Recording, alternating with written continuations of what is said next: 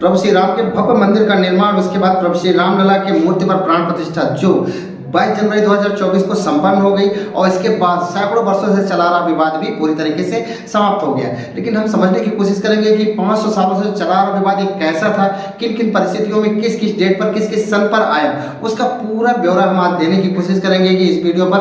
और ये भी समझने की कोशिश करेंगे कि इसमें दो पक्षकार होते थे, एक हिंदू और एक मुस्लिम। हिंदू तरफ से निर्मोही अखाड़ा और मुस्लिम तरफ से सुन्नी वक्फ बोर्ड। लेकिन इसमें एक तीसरा ग्रुप भी आ गया था जो शिया था, मुसलमानों की तरफ से शिया ग्रुप था, जो 1936 में आया। उसने भी अपना दावा ठोक दिया, लेकिन ये अदालत में लड़ाई चली और अदालत ने इसे 10 साल तक खींचा और 10 साल के बाद में शिया ग्रुप को अलग कर दिया। शिया ग्रुप पूरी तरह से अलग हो गया और सुन्नी वक्फ बोर्ड बचा। तो इसमें दो ग्रुप बच्चे, एक थे शिया और माफ कीजिएगा, एक सुन्नी ग्रुप और दूसरा था हमारा निर्मोही अखाड़ा। निर्मोही अखाड़ा के बाद में 2 ग्रुप चलते रहे, लेकिन 1989 में राजीव गांधी ने जब इसमें एक शिलान्यास की अनुमति दे दी विश्व हिंदू परिषद को, तो वहां से एक तीसरा विवाद चालू हो गया, जहां पर श्री रामलला जी को एक तीसरा पक्षकार बना दिया गया और वहां से 3 पक्षकार हो गए, एक निर्मोही अखाड़ा, एक सुन्नी वक्फ बोर्ड और तीसरे रामलला। जिन रामलला को 2019 को माननीय सुप्रीम कोर्ट ने जो विवादित भूमि थी पूरी सौंप दी गई और वहीं पर भव्य मंदिर का निर्माण हो गया।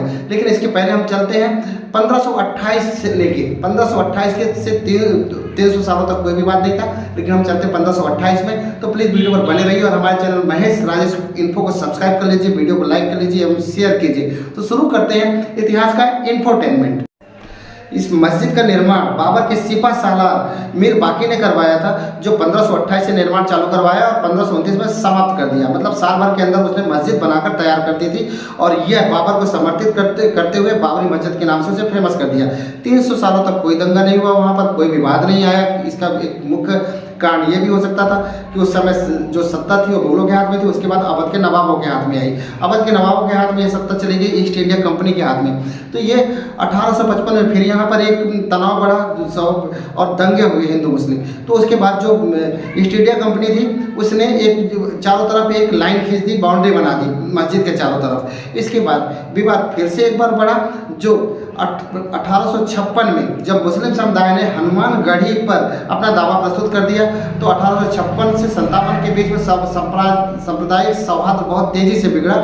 और इसे देखते हुए जो उस समय की ईस्ट इंडिया कंपनी थी उसने मस्जिद के बाहर एक ईंट की बाउंड्री खींच दी और बाहर पर एक चबूतरा दे दिया, जहां पर हिंदू अपनी पूजा अर्चना कर सकते थे और यहाँ अंदर पे मुस्लिम नमाज अदा कर सकते थे।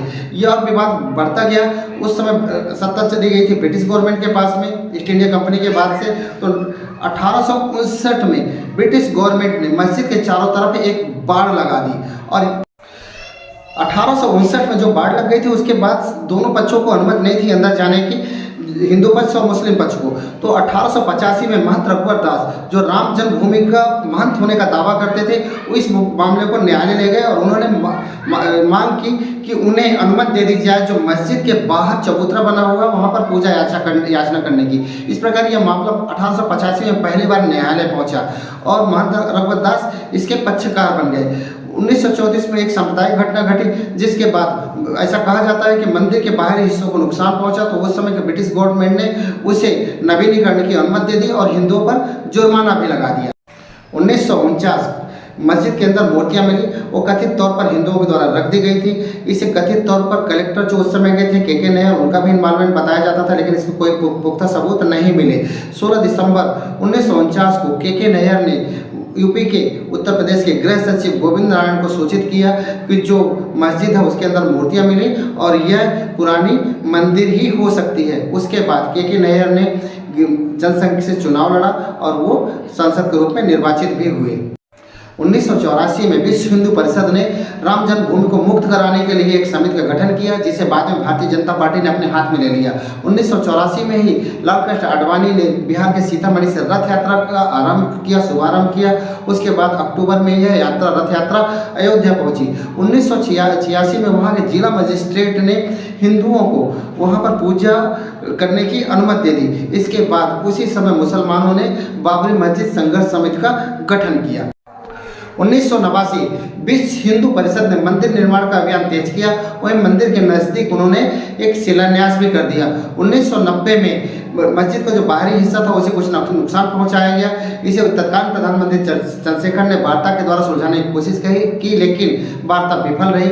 1990 में ही लाल कृष्ण आडवाणी ने एक रथ यात्रा निकाली जो सोमनाथ से लेकर अयोध्या तक पहुंची। 1992 में फिर से एक विवाद हुआ।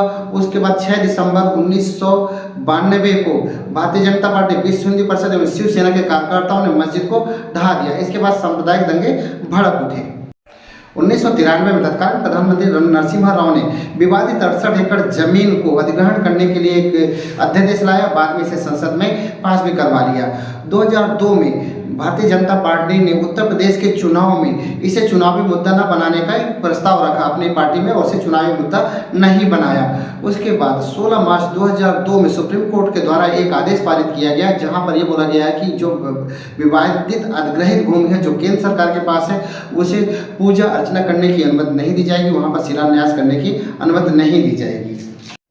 2003 में इलाहाबाद हाईकोर्ट ने पुरातत्व विभाग को अनुमति दे दी विवादित स्थल पर खुदाई करने के लिए। पुरातत्व विभाग ने जून 2003 में एक रिपोर्ट सबमिट की जिसमें उसने कहा कि विवादित स्थल पर मंदिर जैसे अवशेष पाए गए हैं। उसके बाद 2003 में ही मई 2003 में लाल कृष्ण आडवाणी जो उस समय के उप प्रधानमंत्री थे उन पर चार्जशीट सप्लीमेंट्री चार्जशीट पेश की गई सीबीआई द्वारा जो मस्जिद गिरा जाने को लेकर थी।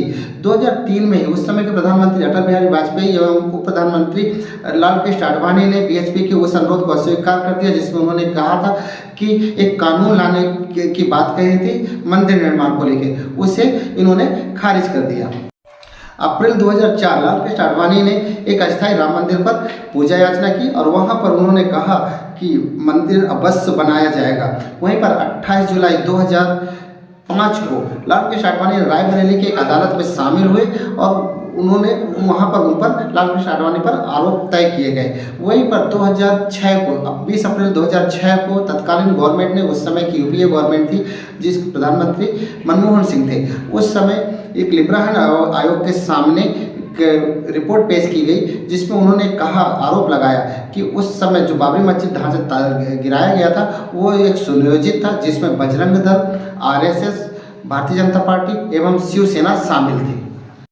24 नवंबर 2009 को लिब्राहन आयोग की रिपोर्ट दोनों सदनों में पेश की गई जहां पर अटल बिहारी वाजपेयी को दोषी ठहरा दिया गया और वहीं पर नरसिम्हा राव को क्लीन चिट दी गई। 30 सितंबर 2010 को एक उच्च न्यायालय का इलाहाबाद हाई कोर्ट का एक बहुत ही बड़ा डिसीजन आया जिसमें तीनों पक्षों को बराबर बराबर भूमि दे दी गई जिसमें निर्मोही अखाड़ा, सुन्नी वक्फ बोर्ड एवं रामलला जी थे उसमें शामिल, तो तीनों को बराबर भूमि सौंप दी गई। 2019 को माननीय सुप्रीम कोर्ट द्वारा संपूर्ण विवादित भूमि को रामलला को सौंपने का निर्णय ले लिया गया। वहीं पर सुन्नी वक्फ बोर्ड को अलग से 5 एकड़ की जमीन मस्जिद निर्माण के लिए आवंटित की गई। 5 अगस्त 2020 को माननीय प्रधानमंत्री द्वारा भूमि पूजन किया गया मंदिर निर्माण के लिए एवं 22 जनवरी 2024 को मंदिर का उद्घाटन कर दिया गया। भव्य मूर्ति पर रामलला की प्रतिमा पर प्राण प्रतिष्ठा की गई। ये हमारी जानकारी कैसी लगी अवश्य बताइए कमेंट करके और हमारे चैनल को एक बार फिर से अनुरोध है लाइक कर लीजिए, सब्सक्राइब कर लीजिए, वीडियो को अवश्य शेयर कीजिए। नमस्कार, धन्यवाद।